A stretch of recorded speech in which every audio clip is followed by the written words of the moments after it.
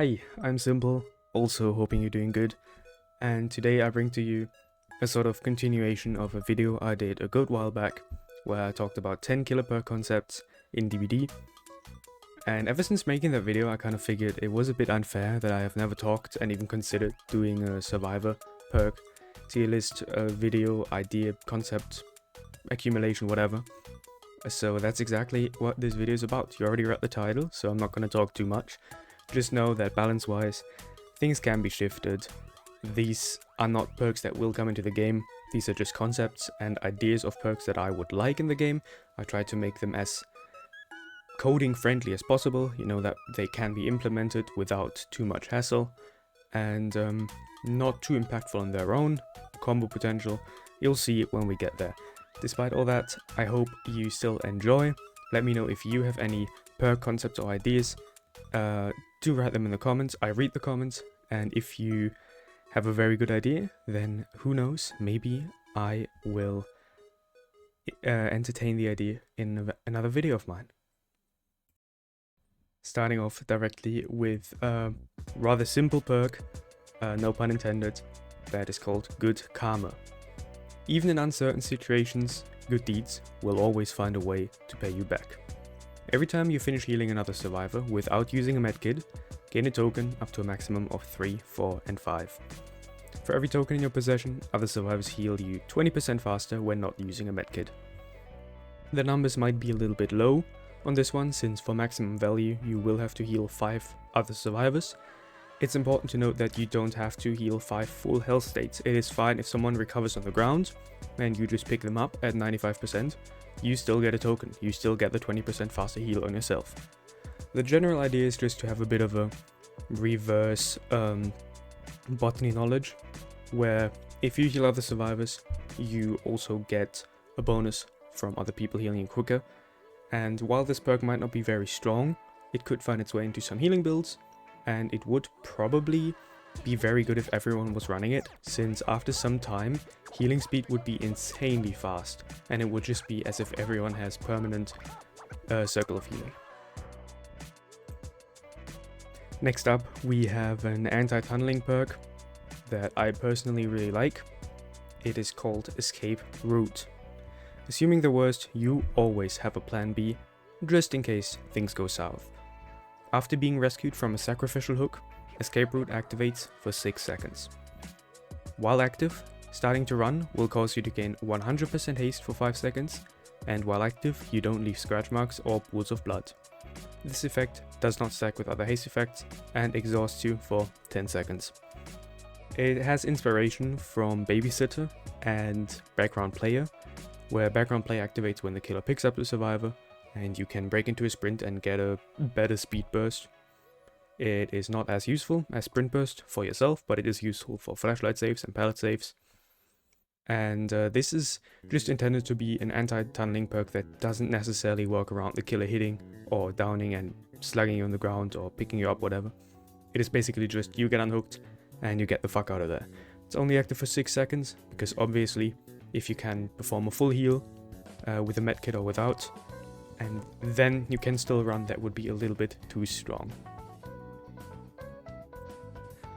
Moving on to another perk that is a very weird mixture of 2 perks also, but that would fulfill a more consistent role in it.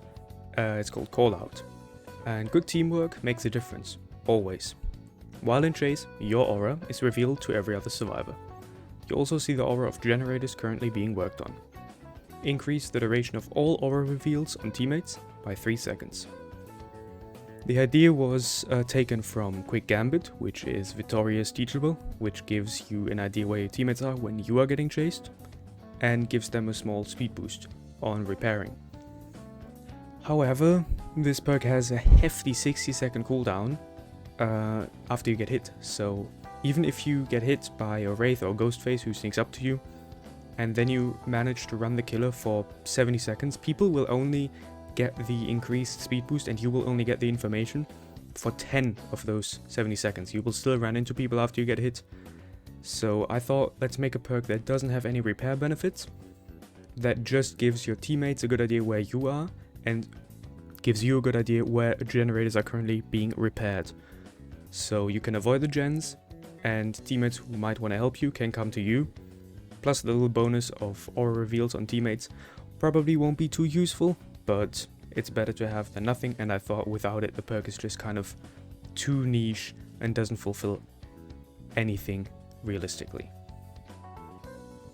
Another perk that works in chase, but is more efficient for generators than just information, is Daring Escape, which was also taken as inspiration from Quick Gambit. Nothing beats the feeling of just narrowly avoiding death. For every 10 seconds you are in chase with the killer, gain a token, up to a maximum of 10, 12 and 15. When you start repairing a generator, your repair speed will increase by 100%, so double the speed, and consume 1 token every second. When put into the dying state, you immediately lose 5 tokens. Essentially, very simple in design. You get chased for 30 seconds, you get 3% progress for free. That's essentially how it works. However, I didn't want to make it so that the tokens just immediately convert to generated progress. I feel that's a bit lame, I feel that's a bit cheesy. So I balanced it out by, yeah, you have double the repair speed for the amount of seconds of tokens you have, but if the killer does interrupt you or you don't commit to the gen fully, you might not be able to lose all the tokens. The losing tokens on getting put into the dying state, it was tough. Making a choice, is it going to be percentage based, is it going to be a flat number? I decided for a flat number, which is 1/3 of maximum tokens in most cases, so that the killer, if he has an okay chase and he hits you and then you run him for a little bit, then he hits you again, let's say you accumulated 6 tokens, you ran the killer for 1 minute, you don't benefit from these tokens because you still wasted a bunch of time from the killer, and the killer, I think, shouldn't be punished for performing a long chase because they're already punished enough for that, let's be honest. While at the topic of generator perks and repair perks, Elitist is a perk that I find a very interesting concept, though it might be a bit confusing. Do let me know, because you have to hang with me here, okay? Fine-tuning and dexterous hands enable you to be much more efficient while repairing generators. For every great skill check completed while repairing, gain a token, up to a maximum of 6. When completing a good skill check while repairing, and having at least 2 tokens in your possession, you consume 2 tokens of this perk and transform the good into a great skill check. Skill checks transformed into great ones by Elitist grant an additional 1% bonus, similar to Detective's Hunch, to Stakeout from Tap. However, missing a skill check will result in a 3% extra penalty on the repair progress. This perk is of course inspired by Stakeout, but instead of having you hide in the killer's terror radius or being close to the killer to build up stacks, it works passively while you do gens, so you get rewarded for hitting great skill checks, and you get a little bit more punished. It is not an insane amount for missing a skill check, so sometimes it is more worth to go for a good skill check, especially if you already have tokens. The additional 1% bonus with Stakeout in combination would not work together, only because Stakeout also grants 1% if you didn't know that.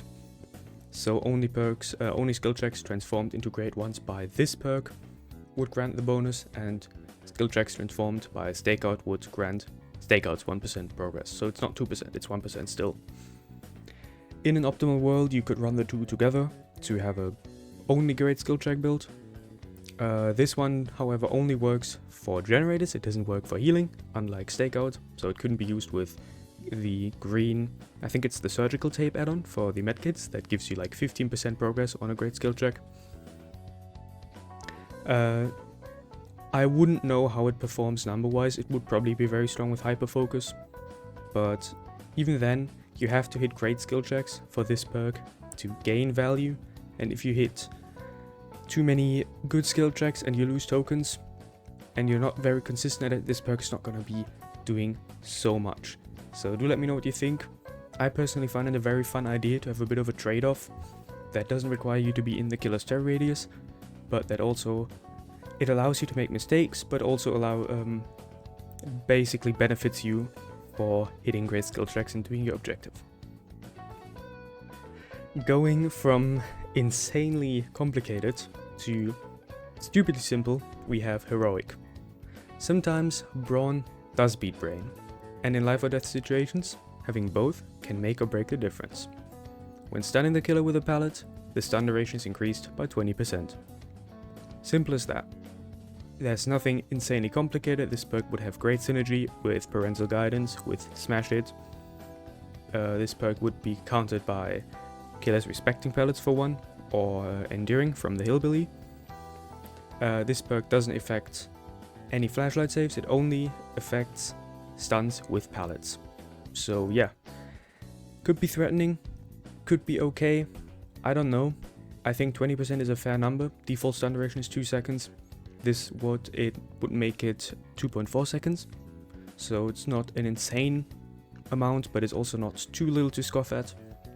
And overall, this would be fine. It would make its way into some builds, but I think it wouldn't be too oppressive that everyone was running it. Talking about everyone running, do you know that feeling when a teammate is in the same loop as you and you're currently running the killer? So you're kind of body blocking each other and you have to get out of each one's way. It's a bit annoying, and if the teammate takes a window, it might not be enough time for you to vault it and you might get hit by it. So Beacon of Hope might be a good perk choice for you. No matter how dire the situation, you encourage everyone around you to do their best. Survivors within 60 meters of you gain a 15% increase to vaulting speed. Beacon of Hope goes on a 40-second cooldown after you or a survivor affected by Beacon of Hope loses a health state. This perk does not affect you, it only affects the survivors around you, and survivors can only be affected by one Beacon of Hope at a time. Simple as that. So, if you're close to someone looping, if you hide in a locker maybe even, you can give them a buff, a pretty significant one as well. 15% is nothing to scoff at. And it would overall just... For the killer there would be counterplay, because you see survivors vaulting very fast. It is not, or it might be resilience, but it's faster than resilience. It is not finesse, because the vaulting animation is the same. So there must be someone who's running Beacon of Hope nearby, and they could go look for you. They could hit the survivor that is giving the perk effect, and then they could just go back to the original chase, or continue to the survivor that gave this perk effect. I personally think this idea is very cool, was inspired by the teamwork perks, but it doesn't have a stupid, oh, you have to heal the survivor first and then you have to, go in a circle 3 times. No, this perk's just active and buffs survivors around you, similar to Prove Thyself or Leader. While we're at buffs for people, I have made a concept for an invocation perk. I couldn't help myself, I like the concept of invocations a whole lot. So let me get this over with real quickly. Invocation like the wind. Everything in the top is just the basic invocation stuff. Basement, 60 seconds, survivors can help it. Once the invocation is complete, the following effects apply. All scratch marks active durations are reduced by 50%. And normal invocation stuff, you become broken and cannot heal for the rest of the trial.